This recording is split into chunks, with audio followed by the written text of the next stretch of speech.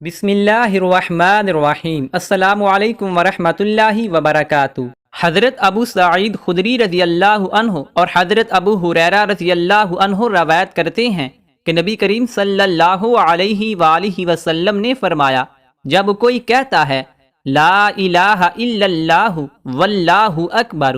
اللہ تعالیٰ کے سوا کوئی معبود نہیں اور اللہ تعالیٰ ہی سب سے بڑا ہے، تو اللہ تعالیٰ اس کی تصدیق کرتا ہے اور فرماتا ہے لا الہ الا انا و انا اکبر، میرے سوا کوئی معبود نہیں اور میں سب سے بڑا ہوں۔ اور جب وہ کہتا ہے لا الہ الا اللہ وحدہ،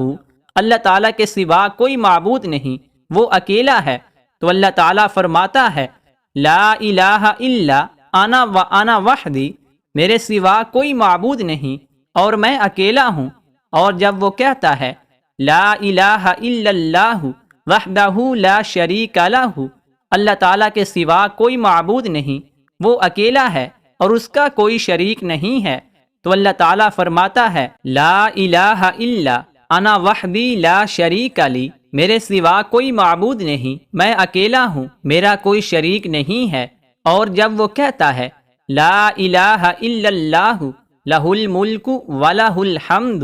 اللہ تعالیٰ کے سوا کوئی معبود نہیں، اسی کے لیے بادشاہت ہے اور تمام تعریفیں اسی کے لیے ہیں، تو اللہ تعالیٰ فرماتا ہے لا الہ الا انا لی الملک ولی الحمد، میرے سوا کوئی معبود نہیں، میرے لیے ہی بادشاہت ہے اور میرے لیے ہی تمام تعریفیں ہیں۔ اور جب وہ کہتا ہے لا الہ الا اللہ ولا حول ولا قوۃ الا باللہ، اللہ تعالیٰ کے سوا کوئی معبود نہیں ہے اور گناہوں سے بچانے اور نیکیوں پر لگانے کی قوت اللہ تعالیٰ ہی کو ہے، تو اللہ تعالیٰ فرماتا ہے لا الہ الا انا ولا حول ولا قوۃ الا بی، میرے سوا کوئی معبود نہیں ہے اور گناہوں سے بچانے اور نیکیوں پر لگانے کی قوت مجھ ہی کو ہے۔ نبی کریم صلی اللہ علیہ وآلہ وسلم فرماتے ہیں جو شخص بیماری میں ان مذکورہ کلمات یعنی لا الہ الا اللہ واللہ اکبر، لا الہ الا اللہ وحدہ،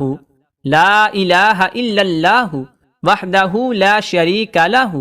لا الہ الا اللہ لہ الملک ولہ الحمد،